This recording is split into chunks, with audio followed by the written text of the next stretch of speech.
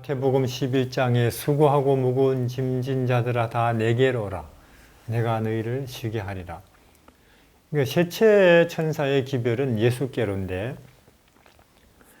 아마 그건 이게 우리가 그 의자에 앉는 거하고 같을 거예요. 예를 들어서 지금 다리가 아파요. 온종일 뭐 걷거나 혹은 뛰고 난 뒤에 그러면은 이제 여기 의자에 앉으면은 참 다리가 쉰다, 편안해진다 누구나 알죠.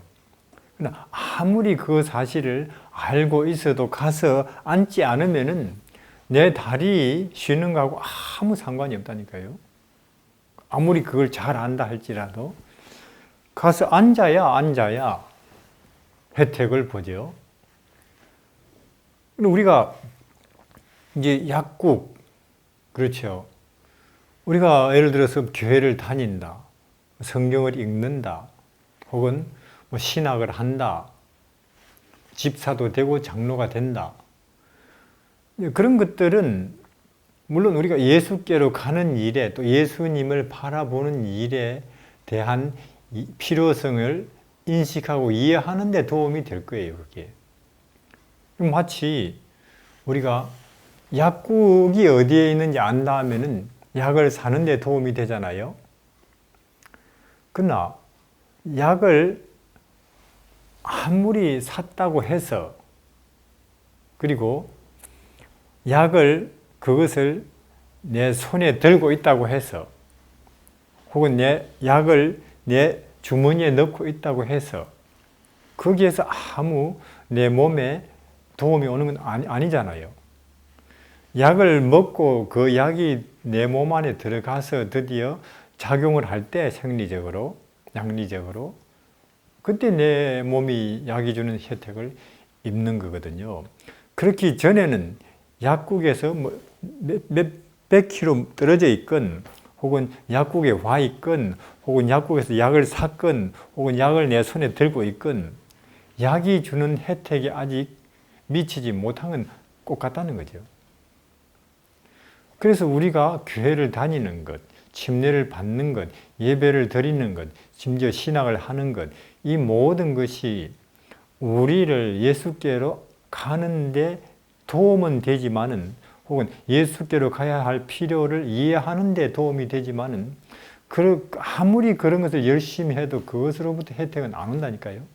실제로 예수님을 가서 만나고 봐야 그리고 그 이름을 불러야 그리고 예수를 내 마음속으로 바라보고 생각해야 혜택을 오는 거죠. 혜택을 보는 건데 그래서 계속 말씀드리지만 셋째 천사의 기별은 이게 깨닫고 이해하는 기별이 아니고 실제로 의자에 가서 앉는 혹은 연습하는 예수를 바라보기, 예수님을 부르는 것을 연습하는, 훈련하는 기별이죠. 예수님 오른쪽으로 우리가 시편 말씀 예수님 한 특성을 존재 방식을 보겠습니다. 시편 22편이에요.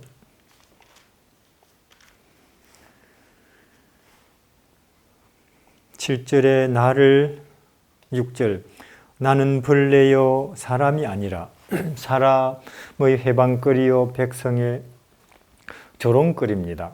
나를 보는 자는 다 비웃으며 입술을 비죽이고 머리를 흔들며 말하되 저가 여호와께 의탁하니 구원하실 걸 저를 기뻐하시니 건지실 걸 하나이다. 11절에 나를 멀리하지 마옵소서 환난이 가깝고 도울 자 없나이다. 많은 황소가 나를 애워싸며 바산의 힘센 소들이 나를 둘러서며 내게 그 입을 벌림이 찢고 부르짖는 사자 같습니다. 나는 물같이 쏟아졌으며 내 모든 뼈는 어그러졌으며 내 마음은 촛밀 같아서 내 속에서 녹았으며 16절 개들이 나를 애워쌌으며 악한 무리가 나를 둘러 내 수족을 찔렀나이다. 예수님의 고난 장면이죠. 십자가 그 부근과 십자가에서 있었던 예수님께서 하나님 무리가 나를 에워싸고 침을 뱉고 뭉둥이로 나를 칩니다. 내 옷을 벗깁니다. 그리고 나를 못을 받고 있습니다. 나는 어찌 해야 좋습니까? 그러면 참 이상해요.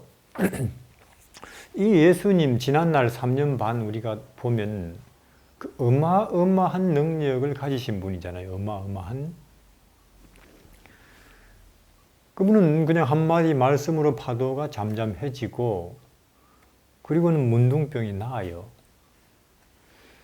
그런 어마어마한 능력을 가졌으면서 하나님 어찌 해야 됩니까? 하고 인간들이 지금 나를 둘러싸서 발길로 차고 짓밟고 몽둥이로 치고 못을 받고 있습니다. 왜 이러시는가? 그 엄청난 능력을 가지시고도 또 이분은 지금 십자가 밑에서 네가 하나님의 아들이라 한번 내려와 보라. 조롱하고 있는 그 사람들의 가장 수치스럽고 깊은 마음에 부끄러운 젬된 것들 지금 거기서 화면으로 그냥 바로 영화 자막 동영상으로 띄워버릴 수 있어요. 너희 중에 죄 없는 자가 돌로 치라 할 때도 그렇게 하셨잖아요. 왜 그렇게 안 하시는가? 그럼 입도 다 번긋 못하고 다 잠잠히 물러가 버릴걸요. 그러니까 이 예수 그리스도 안에서 우리가 보는 그 엄청난 모순, 그 엄청난 능력 혹은 엄청난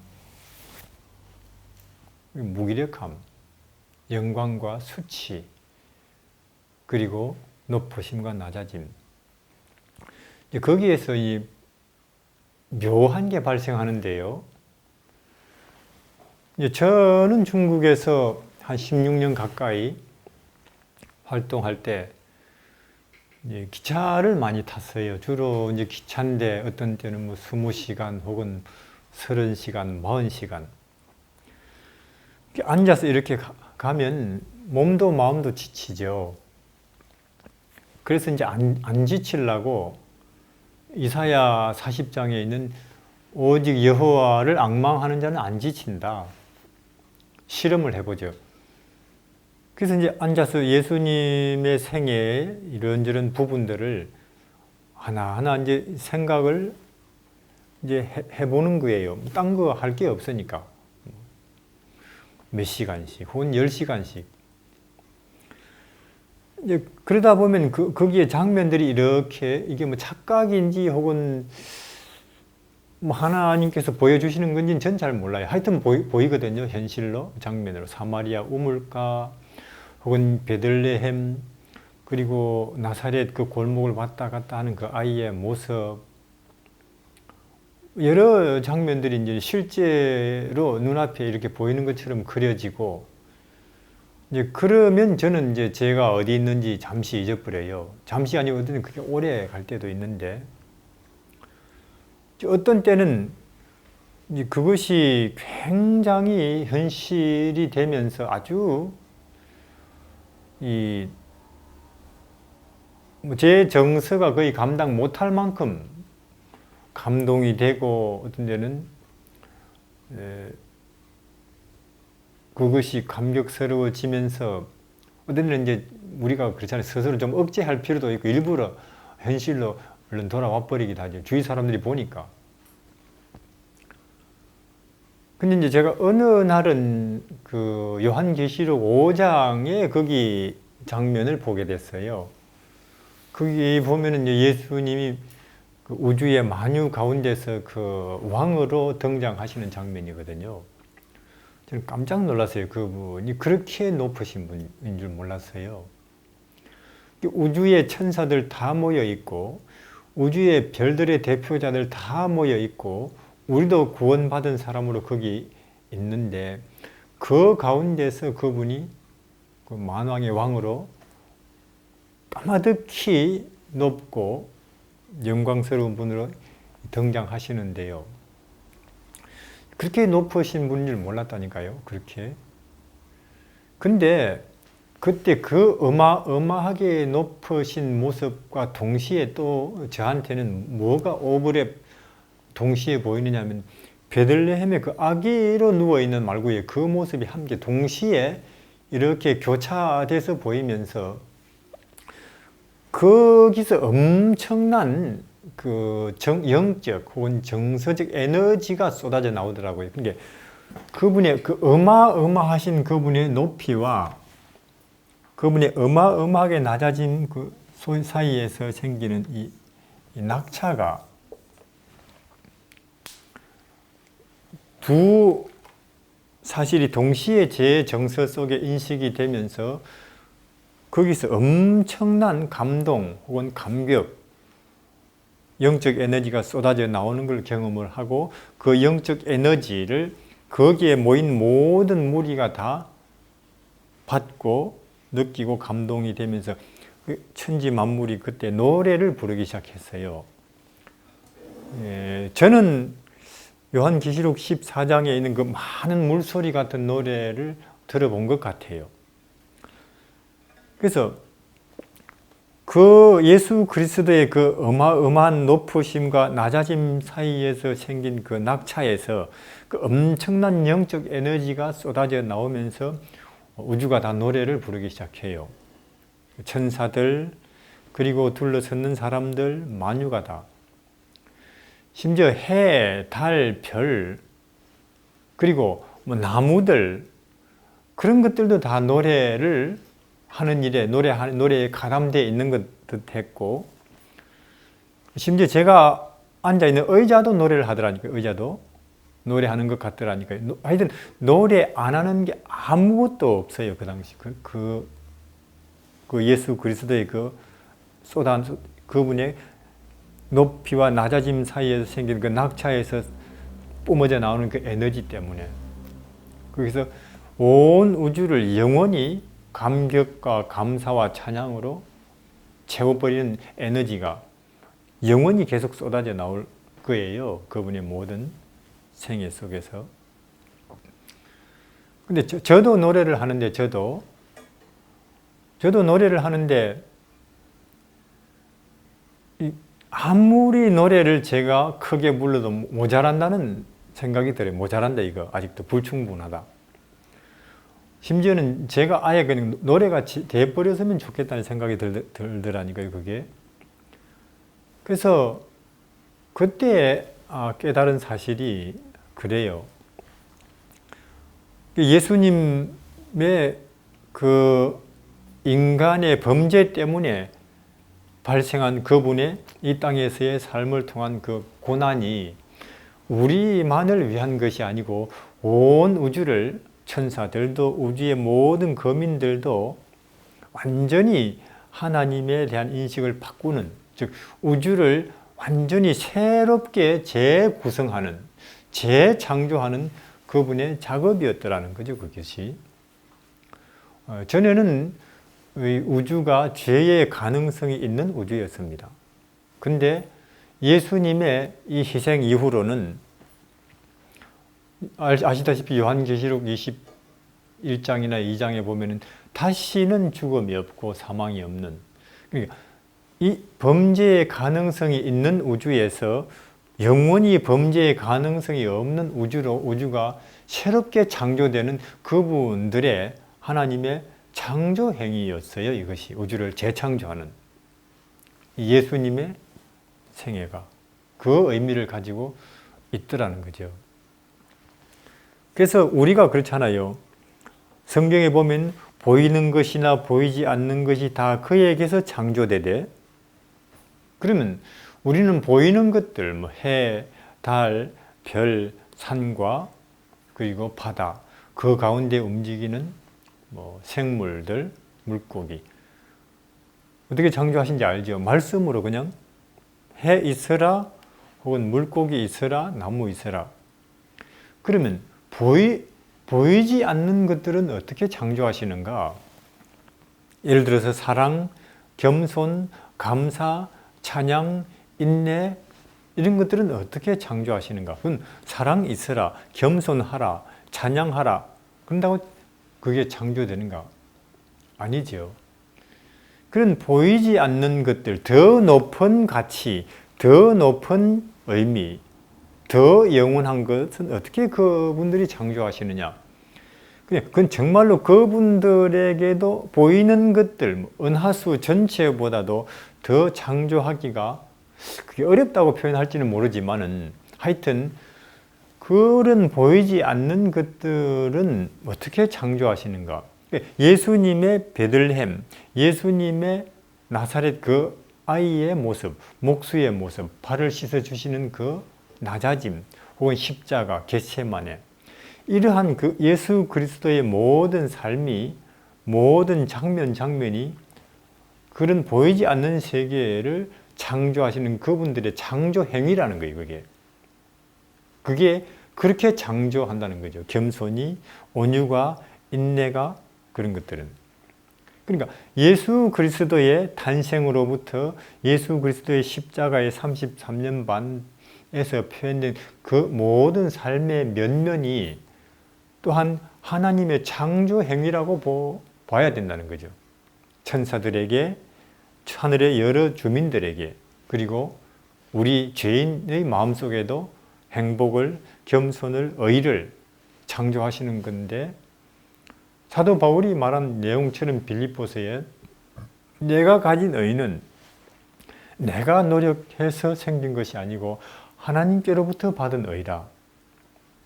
그는 그전에는 사도 바울이 누가 니는 죄인이다. 사도 바울은 화를 냈죠. 나보다 의인 나와보라고. 근데 사도 바울은 40에 하나 감한 매를 맞고 춥고 굶고 헐벗으면서도 나는 죄인 중에 내가 제일 나쁜 놈입니다. 그러고 있다니까요. 그는 하나님께서 그의 마음속에 창조해 주신 거죠.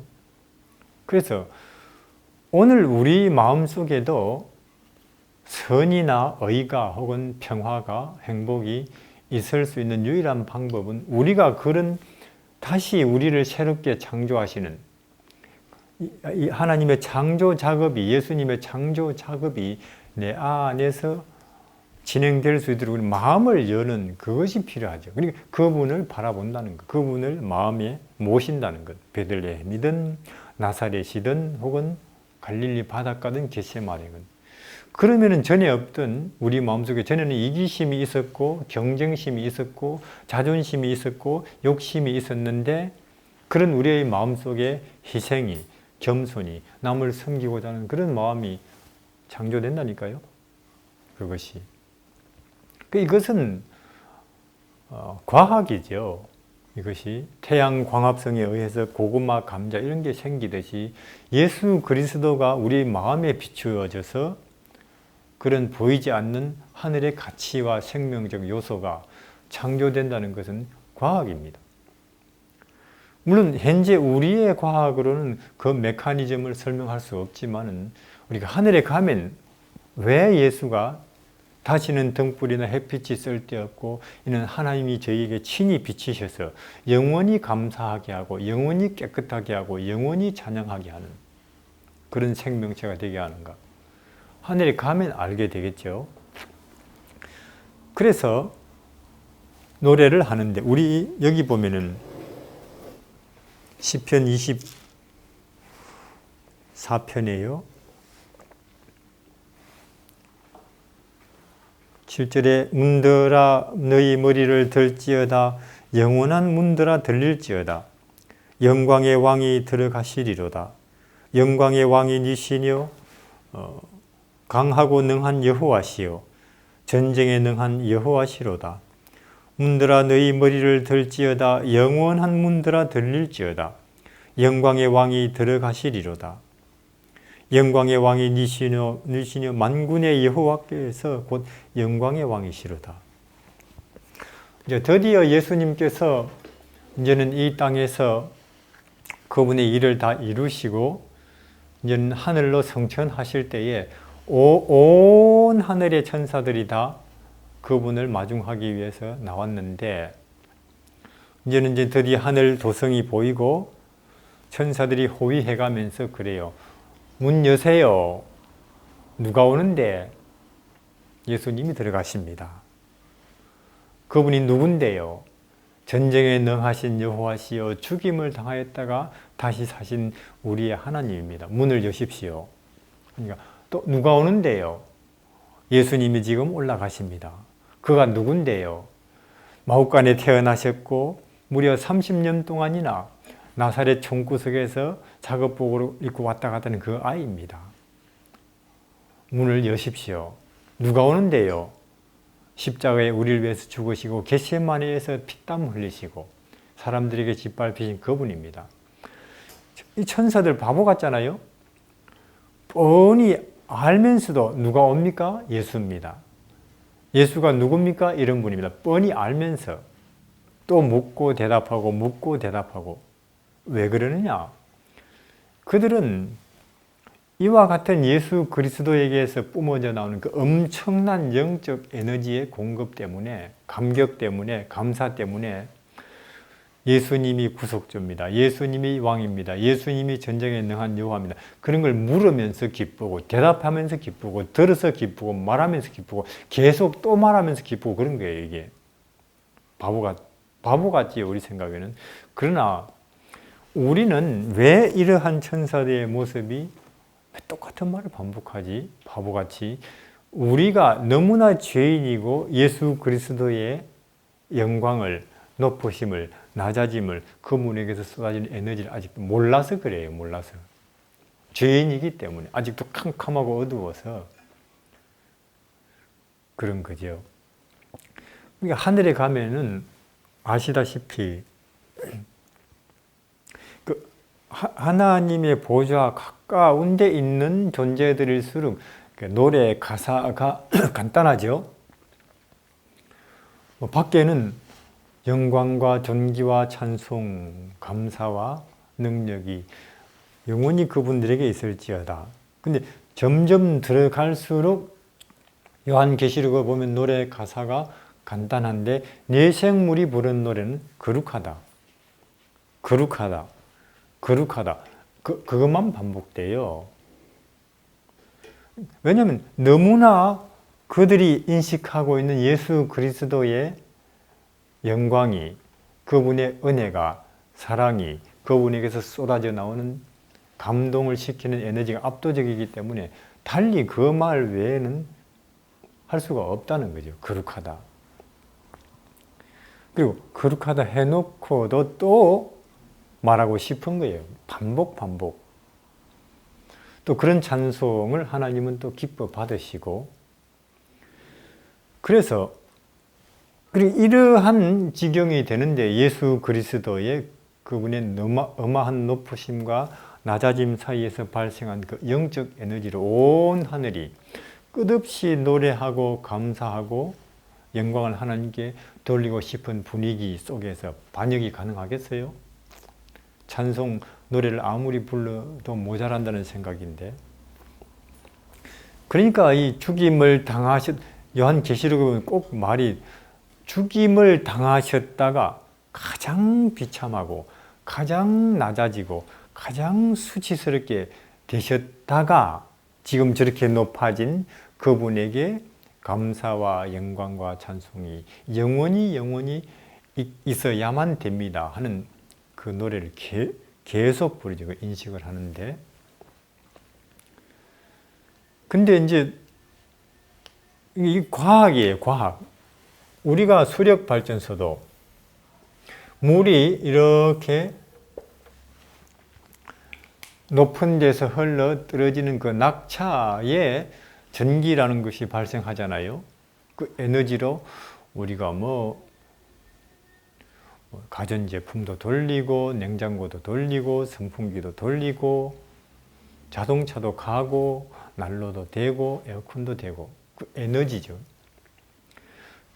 이런 우리 물리적인 세계가 가동되기 위해서 에너지가 필요하듯이 우리보다 더 높은 세계, 영적 세계, 정서의 세계, 거기도 끝없는 기쁨과 감격과 환희와 감사, 겸손을 우리가 계속 유지하고 발전시키려고 하면 에너지 공급을 받아야 돼요. 그것이 에너지. 그러니까 예수 그리스도의 삶을 통해서 표현된 것은 하나의 역사 속의 사건이 아니고 영원히 우주에 가서도 우주의 모든 천사들, 거민들, 그리고 구원받은 우리를 그런 영적 에너지로 공급하고 채워주는 하나의 에너지 공급은 역할을 영원히 할 거예요. 발전소로. 역사 속에 끝난 사건이 아니고 그것이 거기서 영원히 우주의 모든 지적 존재들이 하나님이 주시는 영적 에너지를 공급받으면서 산다는 거죠. 그것이. 그러니까 그것이 성전이라고 봐야 되겠죠. 성소. 하늘에는 성소가 그런 의미일 것이고 예수님 자신이 친히 끝없이 에너지를 뿜어내는 공급하는 성전, 성소 역할을 하시겠죠. 그러니까 오늘 물론 우리 몸을 위해서는 태양을 하나님이 두셔서 계속 생리적 에너지를 공급하시는데 오늘 우리 정서가 우리 마음이 이 예수 그리스도의 한없는 높으심과 낮아짐을 우리가 바라보면서 에너지 공급을 받아야 안 되겠어요? 사람이 떡으로만 사는 것이 아니고 말씀 속에 있는 예수 그리스도로부터 나오는 정서적 영적 에너지 공급을 받아야 사는 거죠, 오늘. 근데 우리가 이 낙차가 높을수록 물이 떨어지는 높을수록 에너지가 크게 나오겠죠. 근데 이렇게 보니까 온 천사들 만유가 노래를 부르는데 우리도 노래를 불러요. 근데 우리 인류가 구원받은 인류가 노래를 시작하니까 천사들이나 만유가 다 노래를 딱 멈추고 멍하니 우리 부르는 노래를 듣는 거죠. 왜냐하면 우리 인간이 알고 있는 예수 그리스도의 낙차가 가장 큰 거죠. 우리가 경험한 것이.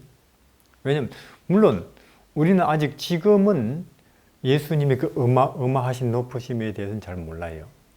그러나 그분의 낮아지심에 대해서는 우리가 알거든요.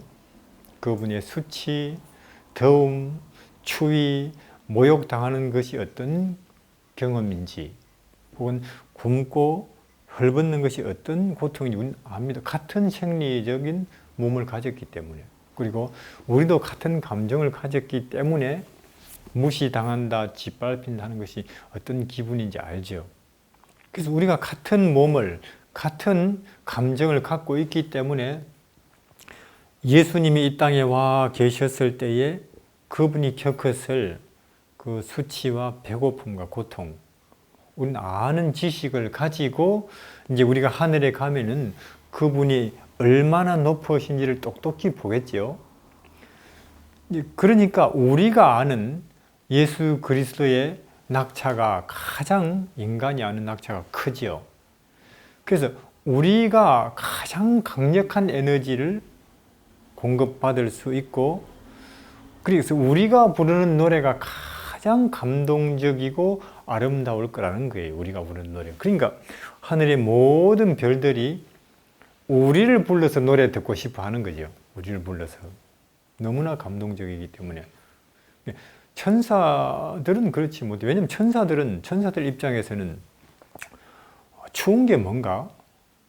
혹은 짓밟혀서 모욕당할 때 그 느끼는 감정이 뭔가? 알 길이 없죠. 그들은 그런 생리적인, 그런 감정적인 게 뭔지를 모르기 때문에. 그래서 이런 말씀도 있잖아요. 천사들이 지금이라도 우리가 천사돼서 하늘에 걱정 없이 가 살고 천사들이 지금 우리 인간대해 가지고 우리처럼 지금 춥고 덥고 고생하는 거 바꾸자 하면은 이 천사들은 당장 바꾼대요. 그러니까 그들은 알죠. 우리가 앞으로 하늘에 가서 부르게 될 노래가 얼마나 아름답고 감동적일지. 그래서 우리가 받는 영광이 얼마나 클지를 아는 거죠. 근데 참 한심하게도 불쌍하게도 우리가 몰라요, 그걸. 우리가. 그래서 지금 우리가 예수 그리스도를 알고 바라보는 일을 그 가치나 그 의미가 얼마나 높은지 모르고 엉뚱한 데서 헤매고 있다니까요. 그리고 뭐 교회 가줄까? 예수 믿어줄까? 예수 믿는 것 때문에 참 손해본다. 이런 소리까지 나오고 어리석어서 그렇죠. 우리가 어리석어서. 그래서 지금 예수님을 예의주시하고 그분의 고난에 혹은 그분의 낮아짐에 지금 동참할수록 좋을걸요. 앞으로 그런 사람들이 부르는 노래가 더 감동적일 거니까. 이게 결국 에너지 이야기인데, 낙차. 자, 예를 들어서 물이 가는 길, 뭐 동쪽 혹은 서쪽 말할 수 없어요. 왜냐? 물이 가는 길은 지금보다 거기가 더 낮은 곳이면은 거기가 물이 가는 길이에요. 동쪽이든 북쪽이든. 하늘 가는 길이 그렇다 그 말이에요. 물은 지금보다 더 낮은 곳이면 거기가 자기가 가는 길이라는 걸 알면서 흘러가면서 바다까지 낮아지면서 우리 지금 이 세상에 있는 여러 생리적인 생명들의 필요를 채워주는 거거든요. 하늘 가는 길도 마찬가지입니다. 이렇게 우리가 점점 더 명예를 혹은 우리의 실력을 혹은 우리의 뭐 지역장에서 합회장에서 연합회장 이렇게 가는 게 아니고 점점 낮아지는 길이죠, 물이. 그래서 우리도 앞으로 내가 갈 곳이 내 아들, 딸이 어디를 향해 가야 되는가 고민할 필요가 없는 거예요. 지금보다 거기가 더 낮은 곳이면 거기가 내가 가야 할 길이다. 그렇게 인식하면 되는 것입니다. 예수님은 12살 때부터 그의 가는 목적지를 분명히 알고 계셨어요. 어디냐? 십자가. 가장 비참하고 가장 수치스럽고 가장 참혹하게 죽는 그 자리와 그 시점을 그분이 결국 가다 할 목적지를 분명히 정해놓고 거기서 한 번도 벗어나 보신 적이 없으니까. 근데 우리는 그 반대지요. 지금보다 더 높은 곳, 지금보다 더 유명해지고 지금보다 더 여유로워지는 곳. 그러면은 우리도 우리의 삶 속에서 뭐 이 시대는 고사하고 혹은 이 나라는 둘째치고 혹은 우리 교인들, 내 가장 가까이 함께 사는 내 식구들이라도 감동시킬 영적 에너지가 있다면 언제냐? 내가 지금보다 더 낮아질 때 우리는 이 시대를 혹은 내 주위 사람들 몇 명이라도 감동시킬 에너지를 가질 거예요. 근데 이 시대가 지금 우리 뭐 진리 교회라고 하지만 우리를 보고 감동을 안 해요, 이 시대가. 우리 시대는 그냥 내 옆에 사는, 늘 함께 사는 우리 식구도 감동을 못 시키잖아요. 왜냐? 우린 지금 낮아지려고 하지 않기 때문에. 오히려 높아지려고 하죠. 그렇게 하면 에너지를 방출하기는 그냥 에너지를 주위에 흡수하게 되니까. 그래서 우리는 우리 자신이 참으로 생명력을 가지려고 한다면은 뿐만 아니라 주위 사람들을, 온 시대를 감동시킬 수 있는 영적 에너지를 우리가 소유할 수 있는 길이 있다면 그것은 내 학력이나 혹은 우리가 가진 재산이나 혹은 내가 가진 지위가 아니고 우리가 낮아질 때 이 시대를 감동시킬 수 있는 에너지를 소유하게 될 거예요. 우리가 낮아질 때. 우리가 낮아지는 정도가 더 클수록 더 강한 에너지를, 이 시대를 감동시킬 수 있는 에너지를 가질 텐데, 요셉이 그렇잖아요. 요셉이 참 좋은 옷은 자기 거, 그리고 맛있는 건 자기 거, 수월한 건 자기 거. 그런 참 귀한 아들에서 종으로 낮아지고 감옥으로 낮아지고 하는 그 요셉의 인생을 통해서 얼마나 많은 영적 에너지가 쏟아져 나오고, 그 시대뿐만 아니라 지금 2000년이 넘도록 3000년이 넘도록 우리가 요셉의 생에서 감동을 받느냐 말이에요. 바울도 낮아졌고 베드로도 거꾸로 나는 죽겠습니다. 꼭 같은 것입니다. 그러면 우리는 사실 우리는 우리를 스스로 낮출 능력이 없거든요.